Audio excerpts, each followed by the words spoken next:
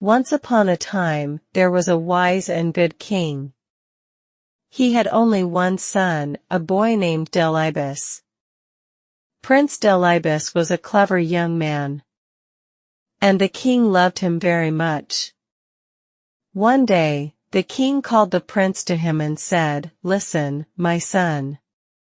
You will be king after I have died. I want you to be a wise ruler.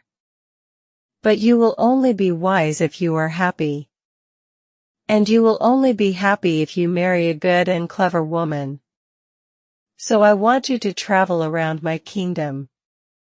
Look for the best woman you can find and marry her.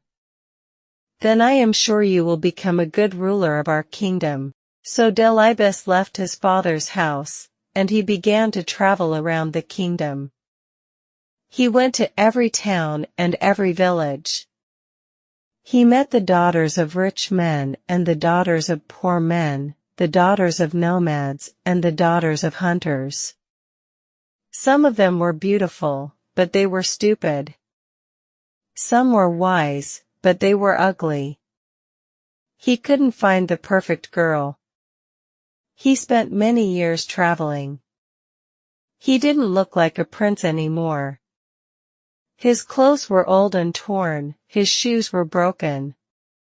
One day, the tired prince lay down to rest under a tree. It was the middle of the day, and the sun was high in the sky. His food was finished, and he was very hungry. He fell asleep. When he woke up, he saw a girl. She was looking after her father's sheep. Delibes looked at her. She was the most beautiful girl he had ever seen. He wanted to speak to her, but he couldn't. "What's the matter?" the girl said. "You look hungry." "I have only a little bread with me here. And you can have it if you like." She took out some bread and gave it to Delibes.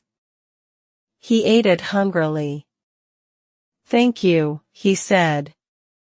The girl started to walk away. Delibes wanted her to stay. "Have you seen my camel?" he said. "No," the girl said. "I haven't seen a camel, but a blind one has passed this way." "Really?" said the prince. "And this camel had no tail." "How do you know?" asked the prince. "And there is a wound on its right side," the girl said. The prince was very surprised. "You haven't seen this camel," he said, "but you have described it perfectly. How did you do it?" "Oh, it was easy," the girl said. "Look at this bush. A camel has been eating the leaves. But it has only eaten from one side of it. This probably means that it's blind in one eye. And do you see this camel dung? It's all together, in one pile. But camels move their tails when they drop their dung. When a camel has a tail, the dung falls in different places." "But what about the wound on the camel's right side?" asked Delibes. "How did you know about that?" "Look here, in the sand," said the girl. "A camel has been rolling here. But it has only rolled on its left side. This means that its right side must be wounded." "I found the girl I'm looking for at last," the prince said to himself. "Please," he said to the girl, "tell me your name." "My name is Hariri," she said. "And what is your father's name?" "Nakrusa." "Where does your family live?" "Where can I find them?" "Down there," said Hariri, and she pointed to the village in the distance. "I'll come back very soon," the prince said, "and speak to your family, but first I must go home. I must tell my father. I found the girl I want to marry." Delibes hurried back to his father's house. "Father," he said, I found her. She's the wisest and most beautiful girl in your kingdom. His father smiled. That's good, my son. But don't be in a hurry. Find out more about the girl. Meet her family, talk to them. So Delibes began the journey back to Hariri's village. On the way, he met Necrusa, Hariri's father.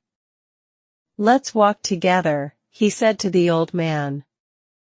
Very well, Necrusa said. It was a long way to the village. The path was rough and stony, and the sun was hot. Necrusa and Delibes walked together, but they didn't speak.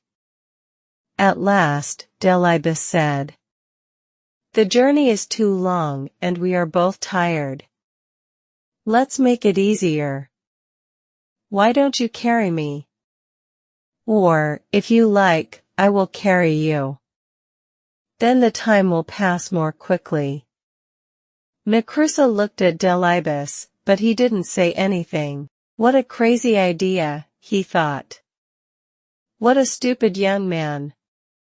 They walked on, but they still didn't speak. After a while, they passed some young men. They were looking after a herd of 100 cows. Old man, said the prince. Who do these cows belong to? They belong to my cousin, said Necrusa. He's a very rich man. Rich? The prince laughed. No. He must be poor. I'm sure he's a poor man. I'm sorry for him. Necrusa shook his head. What a strange young man. He thought. He's sorry for a man who has 100 cows. A little later, they passed another herd of cattle. There were 10 cows and 1 bull. Whose cattle are these? Delibes asked. Oh, they belong to my neighbor, said Necrusa. He's only a poor man. Poor, said the prince. I don't think so. I think he's rich. Yes, he's certainly a rich man. This young man is crazy, Necrusa thought. They walked on. Over the hills, until they came to a valley. There was a field of wheat in the valley. It was already yellow, and ready for the harvest. Is this wheat free, so that travelers can eat it? Asked Delibes. Free, said Necrusa. What do you mean, free? Of course it isn't free, it belongs to the farmer. I don't understand this boy at all, he said to himself. The sun was going down now. It was nearly evening. At last they could see the village in the distance. Some people were coming out of the village. They were carrying the body of a dead man. They were taking him to the cemetery. Who has died? Delibes asked Necrusa. Who was this man? He was a good old man, Necrusa answered. I knew him well. And will his name be buried with him? Asked Delibes. Or will his name live on? How stupid! Necrusa thought. The poor man is dead. Of course his name dies with him. It won't be used again. He said nothing. He walked on towards his house, and Delibes followed him. Part 2. The prince and Necrusa came to Necrusa's hut. The old man turned round to Delibes. He wanted to say goodbye. But the prince had already followed him into his compound. Necrusa was tired of Delibes. He wanted him to go away. But now the young man was his guest. He had to welcome him. So he went into his hut and brought out a mat. He put it on the ground and Delibes sat down on it. Hariri was inside the hut. She was cooking the evening meal.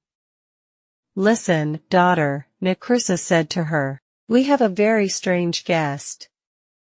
A crazy young man has followed me all day. He's come to the village with me, and now he's here in my compound. Take him some water, so that he can wash his feet." So Hariri took some water and went out to wash Delibes's feet. He was very happy when he saw her. She smiled at him, and his heart jumped. She was even more beautiful than before. "Why don't you put your feet on the mat?" she asked him. "Look. They're on the dirty ground." "But my feet are still dirty," Delibes answered. "You haven't washed them yet. If I put them on the mat now, the mat will get dirty too." So Hariri washed his feet. When they were clean, he put them on the mat. Hariri went back into the hut to find her father. "This young man isn't crazy at all," she said. "Oh yes, he is," said Necrusa. "Do you know what he said to me on the road?" "Let's make the journey easier," he said. "Why don't you carry me? Or, if you like, I'll carry you." Wasn't that stupid? How can I, an old man, carry a big young man like him? "But father," Hariri said. "You don't understand. He meant that the journey was long and boring. He wanted to make it interesting. When he said, 'Why don't you carry me?' he meant, 'Why don't you tell me a story?' And when he said, 'Or if you like, I'll carry you,' he meant, 'Or, if you like, I'll tell you a story.' In that way, you could help each other along the road." "Well, anyway," said Necrusa. "That wasn't the only thing. We passed a big herd of 100 cows. 'Who do these cows belong to?' he asked me.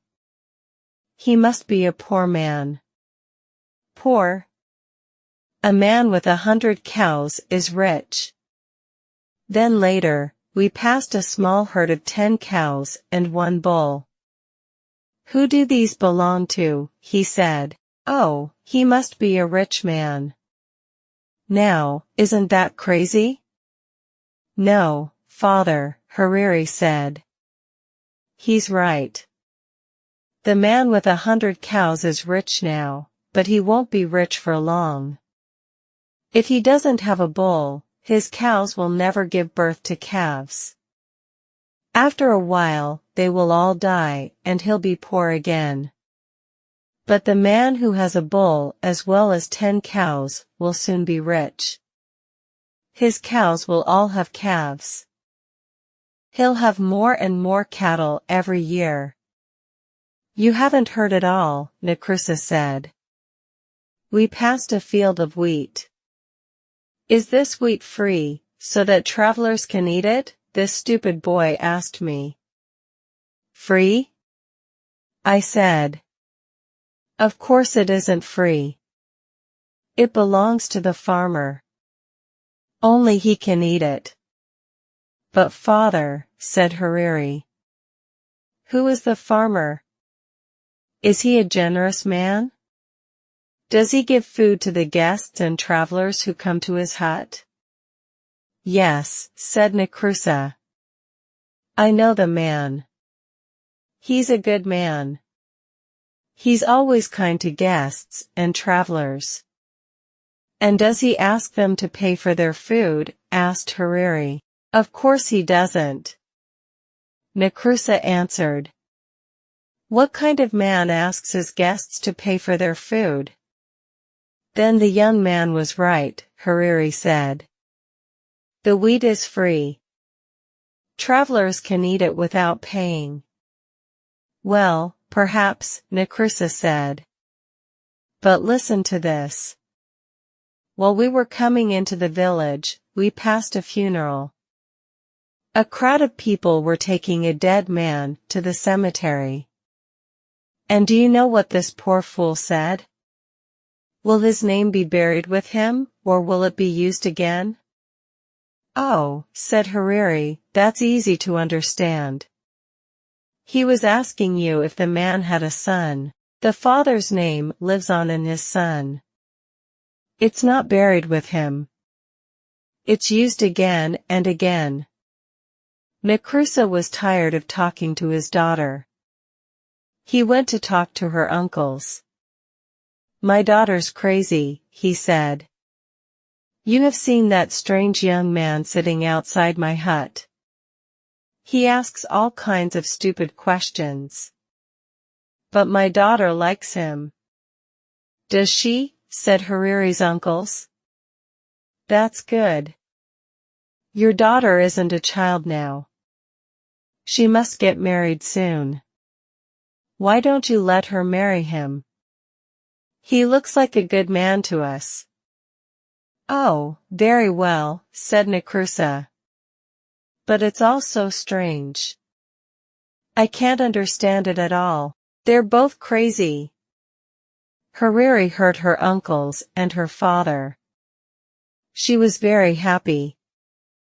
He's so handsome, she said to herself, and so clever. He's the best young man I've ever seen.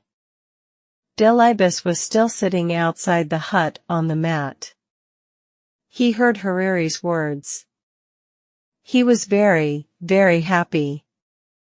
Part 3. The wedding was soon arranged.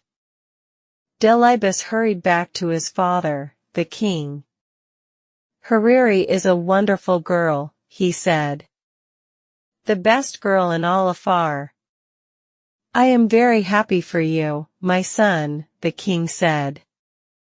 Send camels and cattle for the feast. Take some servants and all my armed men. Go to her house and marry her, then bring her back to the palace. Oh no, father, said the prince. She doesn't know that I'm the king's son. I don't want to tell her yet. I won't take any armed men with me. When I go to her house, I'll take only one servant. She'll think I'm a poor man. If she marries me, I'll know she really loves me. The king smiled. Very well, my son, he said. Go, but come back soon. I want to meet my new daughter. It was a long way from the king's house to Nakrusa's village. The prince and his servant started their journey early in the morning. But they walked all day. The sun rose higher and higher in the sky. It became hotter and hotter. I'm very hot, and very, very thirsty, Delibes said. I must have a drink. That's all right, sir, the servant said. Look, we're coming to a water hole. You'll find some water there. They came to the water hole and Delibes looked down into it. The hole was deep. The water was a long way down. Climb down and fill my water bottle, Delibes said to his servant. Oh no, sir, I can't do that, the servant said. I don't want to fall and break my neck, so Delibes climbed into the water hole himself. He drank the cool clean water and filled his bottle. Then he looked up at his servant. Pull me up, he shouted. But the servant laughed at him. Pull you up, he said. Why? You fool, I'm going to be the master now.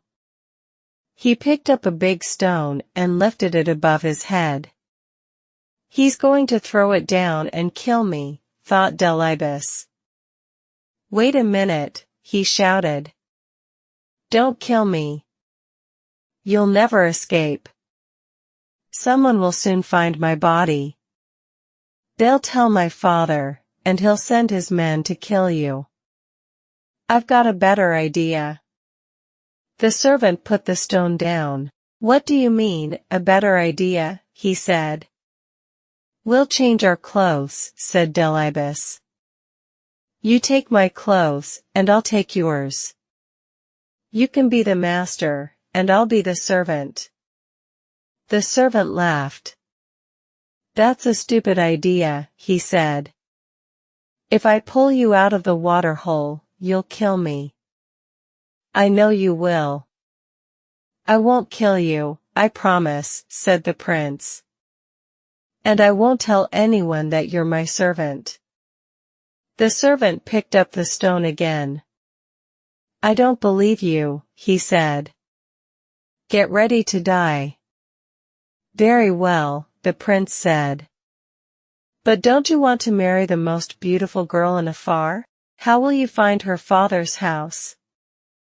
Only I know the way. The servant thought for a moment. Do you really promise? He said. You won't kill me?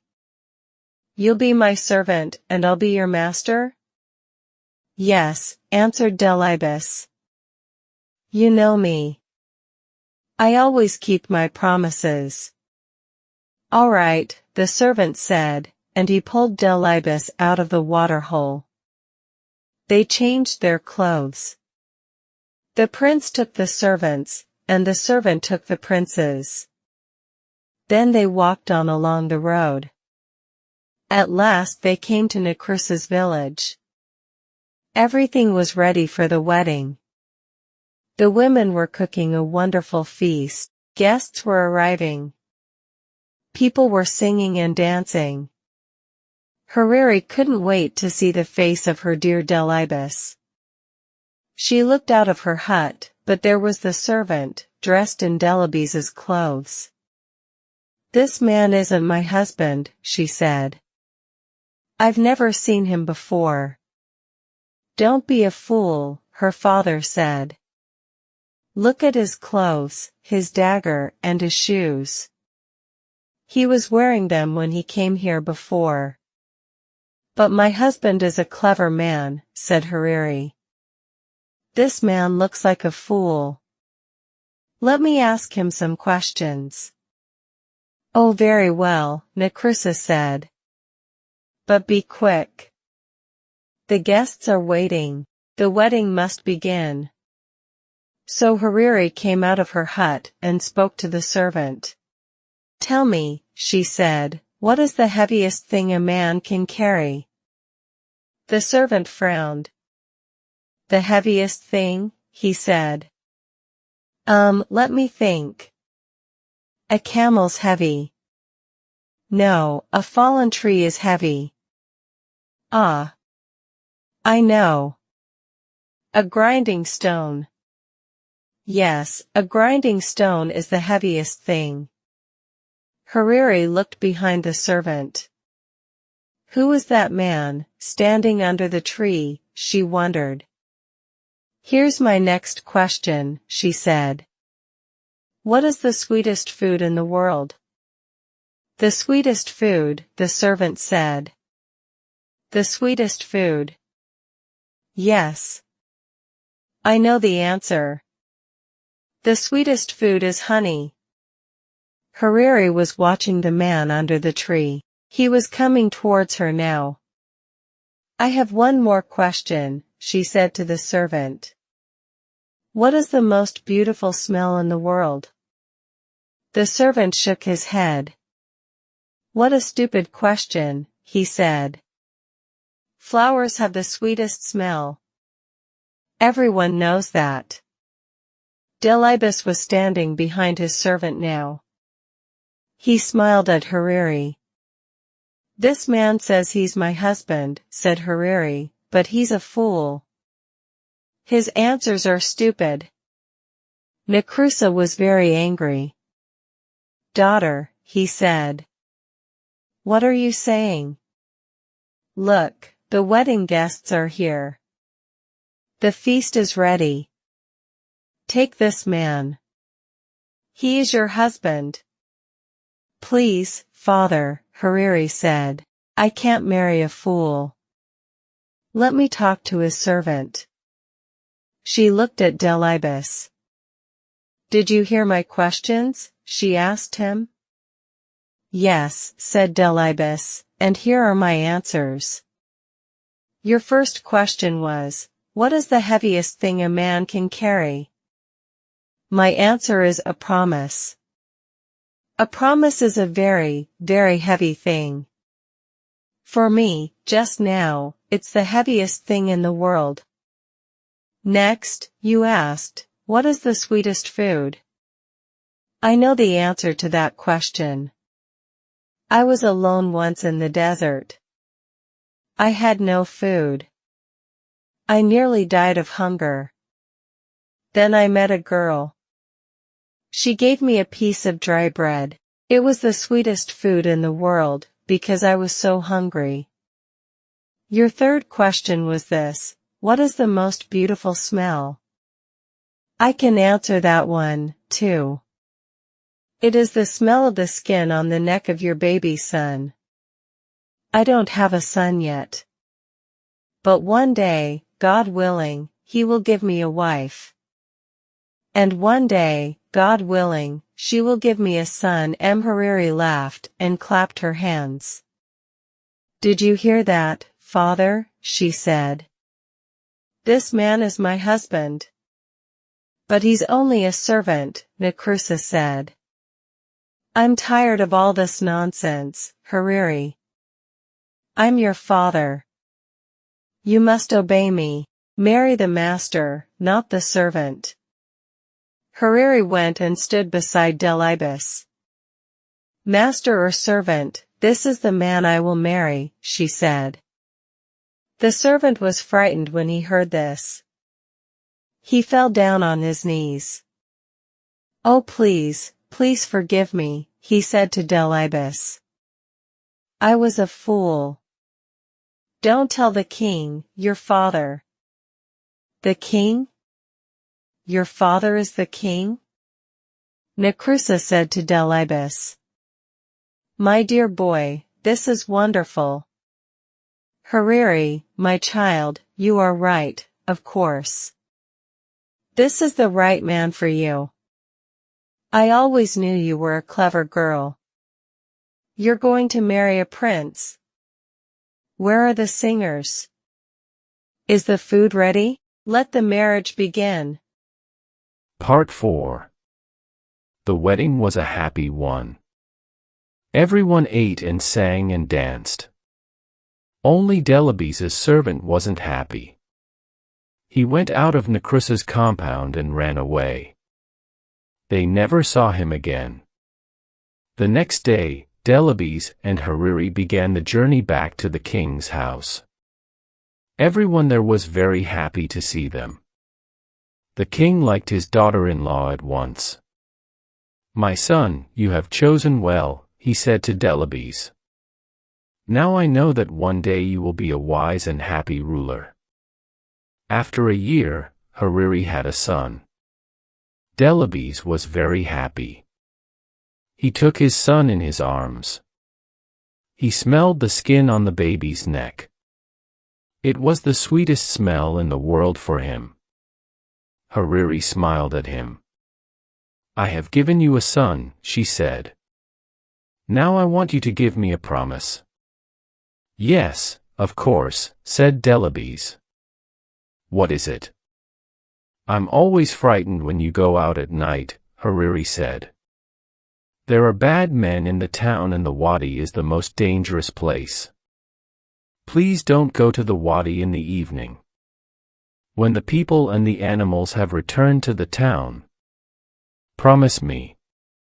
I promise, said Delibes. And so Delibes and Hariri lived happily for many years.